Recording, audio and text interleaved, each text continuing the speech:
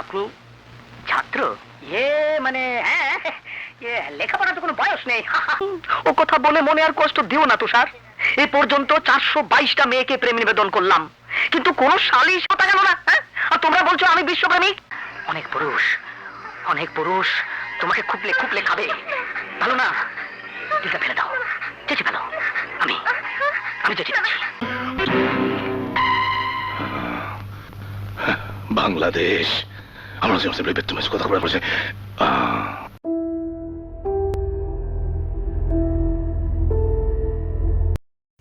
গাজীপুরের কালীগঞ্জ উপজেলার ছোট্ট গ্রাম চুয়ারিয়া।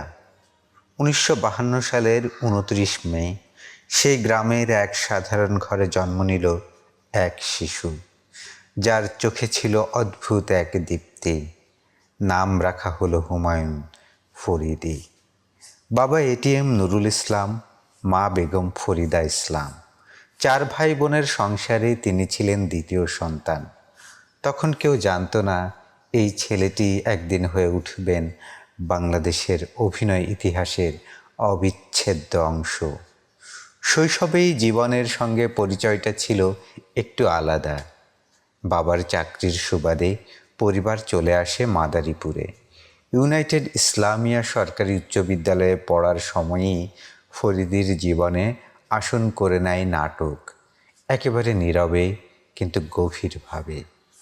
স্কুলের পড়াশোনার ফাঁকে ফাঁকে মঞ্চের আলো, সংলাপ আর চরিত্রের ভেতর হারিয়ে যেতে শুরু করেন তিনি।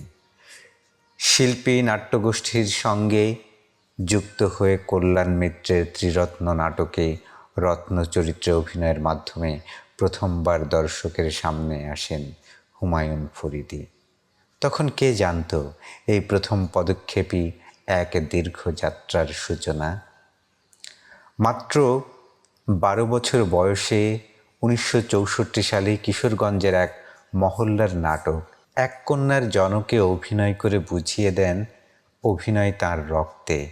এরপর একের পর এক মঞ্চনাটক, টাকা আনা পায়, দায়ীকে, সমাপ্তি, অবিচার ফরিদীর আত্মবিশ্বাসকে আরও দৃঢ় করে তোলে।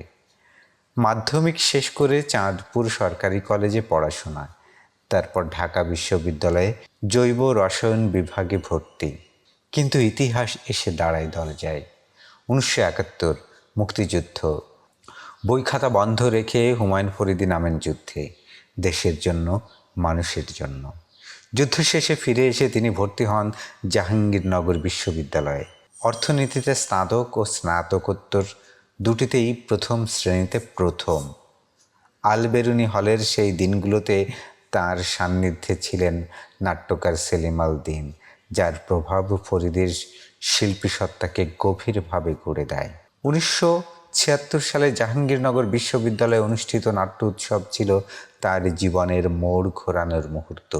তিনি শুধু অভিনয় করেননি, নিজের লেখা ও নির্দেশনায় মঞ্চস্থ করেন আত্মস্থ ও হিরণময়দের বৃত্তান্ত।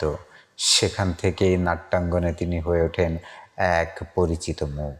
ঢাকা থিয়েটারের সদস্য হিসেবে অভিনয় করেন শকুন্তলা, ফণী মনসা, কীর্তনখোলা, কেরামত মঙ্গল, মুনতাসির ফ্যান্টাসি, ভূত প্রভৃতি নাটকে রেখে যান নিজের স্বাক্ষর।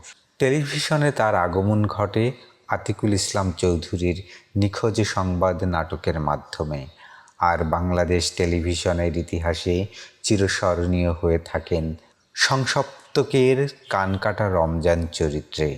এই একটি চরিত্রই তাঁকে সাধারণ মানুষের ঘরের ভেতরে পৌঁছে দেয়। 1984 সালে তানভীর মোকাম্মেলের স্বল্পদৈর্ঘ্য চলচ্চিত্র হুলিয়া দিয়ে চলচ্চিত্রে পা রাখেন ফরিদী। এরপর 1985 সালে শেখ নিয়ামত আলীর দহন চলচ্চিত্রে অভিনয় করে জিতে নেন বাচসাস পুরস্কার। 90-এর দশক পেরিয়ে তিনি হয়ে ওঠেন বাংলা চলচ্চিত্রের এক অপরিহার্য নাম। 2004 সাল ফরিদীর ক্যারিয়ারের এক স্বর্ণালী অধ্যায়। শ্যামল ছায়া, জয়যাত্রা দুটি মুক্তিযুদ্ধভিত্তিক চলচ্চিত্রে অভিনয়। একই বছর মাতৃত্ব চলচ্চিত্রে অভিনয়ের জন্য অর্জন করেন জাতীয় চলচ্চিত্র পুরস্কার শ্রেষ্ঠ অভিনেতা। হুমায়ুন ফরিদী সত্যিই এক কিংবদন্তি। ব্যক্তিগত জীবনে দুবার বিয়ে করেন। প্রথম সংসারে জন্ম নেয় তার কন্যা দেবযানী। পরবর্তীতে অভিনেত্রী সুবর্ণা মোস্তফার সঙ্গে বিবাহ বন্ধনে আবদ্ধ হলেও 2008 সালে তাদের বিচ্ছেদ হয়। 2012 সালের 13 ফেব্রুয়ারি ঢাকার ধানমন্ডির নিজের বাড়িতেই থেমে যায় এই মহান শিল্পীর জীবন ঘড়ি। অসুস্থতা কাটিয়ে ঘরে ফেরার পর এক দুর্ঘটনায় মাথায় আঘাত পেয়ে তিনি চলে যান না ফেরার দেশে। বয়স ছিল মাত্র 60 বছর। মৃত্যুর পরও সম্মান থামেনি। 2018 সালে বাংলাদেশ সরকার তাকে প্রদান করে 21শে পদক, দেশের দ্বিতীয় সর্বোচ্চ বেসামরিক সম্মাননা। হুমায়ুন ফরিদী চলে গেছেন, কিন্তু তার কণ্ঠ, তার চোখ, তার অভিনয়ের তীব্রতা আজও বেঁচে আছে মঞ্চে, পর্দায় আর মানুষের স্মৃতিতে। তিনি শুধু একজন অভিনেতা নন, তিনি এক যুগ, এক অনুভব, এক অবিস্মরণীয় অধ্যায়।